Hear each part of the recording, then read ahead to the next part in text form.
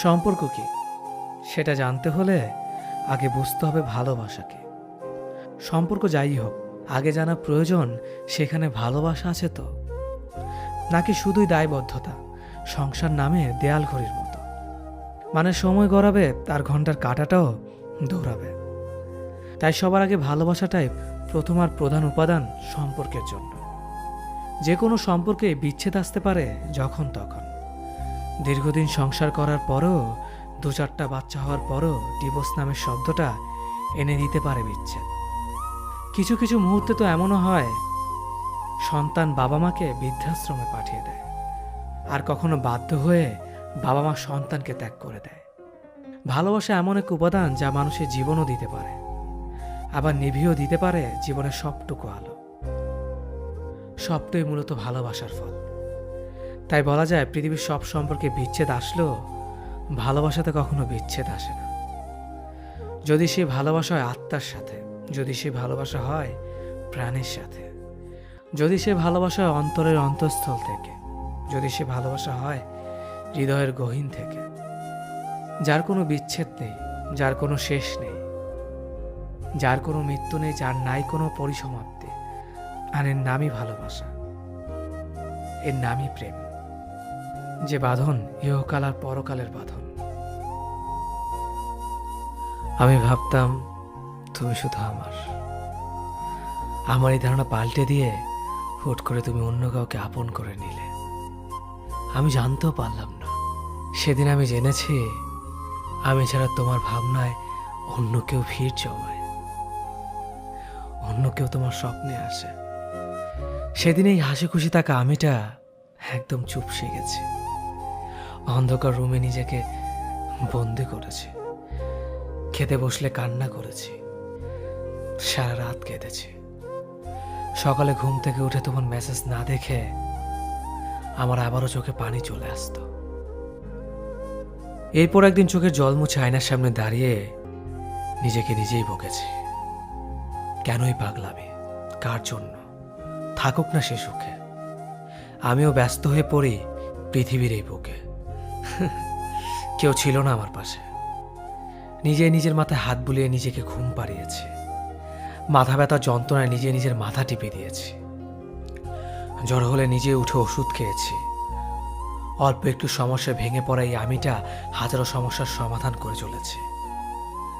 ভালো হয়েছে তুমি চলে গিয়ে, নিজেকে আমি আমার যোগ্য করে তুলেছি। আমি যদি জানতে পারি যে তুমি খুব লক্ষ্মী মেয়ে, খুব গুছিয়ে চলো, নম্রতার লেভাস তোমার সারা গায়ে, তাহলে প্রেমিক হয়ে আমি আর কি করব? আমাকে জানতে হবে তুমি খুব কষ্টে আছো, অসংখ্য প্রতারক তোমার জীবনে এসে তোমার জীবনটা শেষ করে দিয়ে গেছে। আমাকে জানতে হবে রাত হলে তুমি ঘুমাও না, এক পাশে কাঁধ হয়ে ফোনের আলোয় তোমার রাত কেটে যায়। আমাকে জানতে হবে তুমি খুব কাঁদো, খুব একা কাঁদো, তোমার কান্না কেউ শোনে না। আমাকে বুঝতে হবে কাঁদতে কাঁদতে তোমার সুন্দর কণ্ঠ খিটখিটে হয়ে গেছে। সবটা দুঃখ জেনে নীরবে তোমার পাশে এসে দাঁড়াতে পারলেই না আমি প্রেমিক।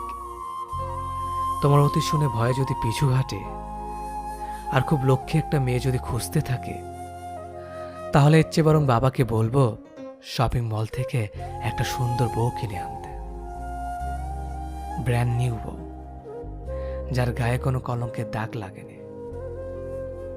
এই পৃথিবীতে সমস্যা কিংবা দুশ্চিন্তা ছাড়া কি কোনো মানুষ আছে?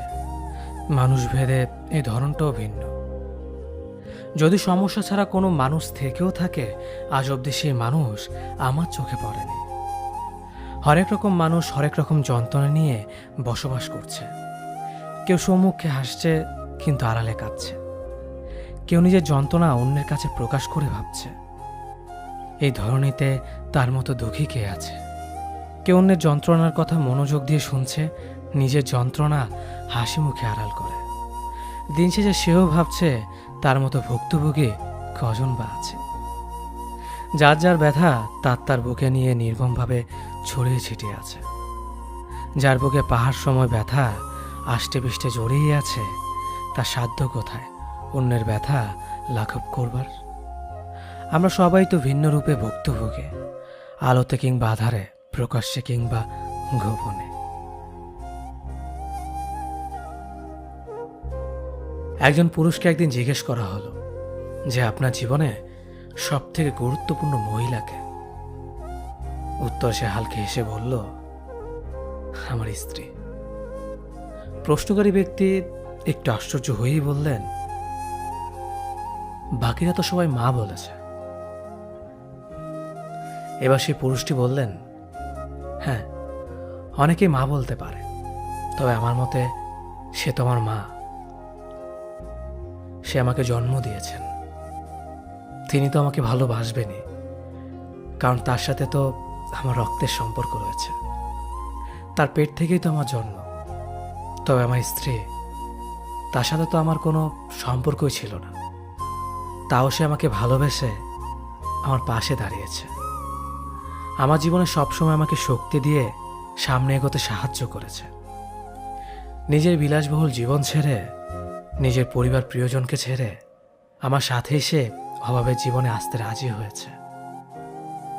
সে শুধু আমার ভালোবাসার কথাই ভাবে, তাই সেই আমার জীবনের সব থেকে বেশি গুরুত্বপূর্ণ মহিলা। আল্লাহ প্রতিটি স্বামীকে তার স্ত্রীকে এমনভাবে বোঝার তৌফিক দান করুক, আমিন। একজন মানুষ অন্য একজন মানুষকে পুরোপুরি বুঝে গেলেই সম্পর্কের অবনতি হতে শুরু করে। প্রতিটি সম্পর্কেই একটি স্পেস থাকা জরুরি, রহস্য থাকা লাগে। আমাদের কাছের মানুষগুলোকে আমরা তাদের নিজস্বতা নিয়ে বাঁচতে দিতে চাই না, তাদের ব্যক্তিগত পৃথিবীকে সংকুচিত করে ফেলি। আমরা কোনো না কোনোভাবে তাদের পৃথিবীকে শাসন করতে চাই, আধিপত্য বিস্তারের নেশায় ডুবে থাকি। অথচ একজন থেকে অন্যজন আলাদা না হলে, দুজনের পৃথিবী ভিন্ন না হলে, কাছের মানুষের কোনো কিছু অজানা না থাকলে একে অন্যের পৃথিবীতে ভ্রমণ করে আনন্দ পায় না। যখন মানুষের প্রতি মানুষের জানবার আগ্রহ নষ্ট হয়, তখন থেকে সম্পর্ক বিনাশের দিকে হাঁটতে শুরু করে। আপনাকে জানতে হবে ঠিক কতটুকু বুঝবার পর কৌতূহল কমাতে হয়, কতটা হাঁটলে বিশ্রাম নেওয়া লাগে, কোথায় শুরু হলে কোথায় শেষ করাটা জরুরি। আমি তোমার প্রেম নয়, ভালোবাসা হব। আমি তোমাকে ঠিক তোমার পরিবারের মানুষের মতো আগলে রাখবো। কোনোদিন তোমার হাত ছেড়ে যাওয়ার কথা ভাবব না। আর সব প্রতারক প্রেমিকের মতো মাঝ রাস্তায় তোমাকে একা ফেলে চলে যাব না। তোমার অসুস্থতার সময় হাসপাতালে বাইরে বসে থাকব, তোমার সুস্থতার খবর পাওয়ার জন্য। তোমার কঠিন দিনগুলোতে তোমার পাশে থেকে একসাথে পথ চলব। সমাজের মানুষের কথায় কান না দিয়ে আমাদের মতো করে জীবনটা কাটাবো। বৃষ্টি আসলে একসাথে ভিজবো, হাতে হাত রেখে। রাস্তা পার হওয়ার সময় তোমার হাতটা ঝাপটে ধরে রাখবো। কপালে চুমু দিয়ে তোমাকে ঠিক বাবা মায়ের মতো করে ভালোবাসবো। আমি বারবার তোমার বিপদে তোমার শক্তি হয়ে দাঁড়াবো। আমি থাকবো তোমারই সাথে, তোমার প্রেম হয়ে নয়, ভালোবাসা হয়ে। একজনকে ঠকিয়ে কিছুক্ষণের জন্য সামান্য হাসি হেসে নিলেও আজীবন কিন্তু ঠিকই এই অপরাধের শাস্তি ভোগ করতে হয়। যে মানুষটাকে ঠকানো হয় বা যার বিশ্বাস ভেঙে দেওয়া হয়, তার আকাশে খানিকক্ষণ কিছুটা বেদনার মেঘ জমলেও বেলা শেষে কিন্তু তার আকাশে আবার রংধনু দেখা যায়। সময় যেমন সবসময় সবার জন্য ভালো যায় না, তেমনি জীবনেও কখনো সবার সবসময় একই রকম থাকে না। বাস্তবতার চাপে পড়ে হোক আর ভাগ্যের জোরেই হোক, সেই ঠকে যাওয়া মানুষগুলো কিন্তু ঠিকই একদিন নিজের জীবনে সত্যিকারের সুখ খুঁজে পায়। অন্যদিকে বিশ্বাস ভাঙা মানুষগুলো কখনো নিজেদের এই বিশ্বাসঘাতকতার কাহিনী ভুলতে পারে না। একদিন না একদিন ঠিকই তাদের এই অপরাধের আফসোস হতে শুরু করে, আর এই আফসোসটাই তাদের জীবন একদম শেষ করে দেয়। রুহুর হায়ের বদলতে তাদের আকাশের রংধনু তো দূরের কথা, কখনো সূর্যের খানিকটা আলো দেখা যায় না। অভিশাপ দিতে হয় না, দীর্ঘশ্বাস বলেও একটা কথা আছে।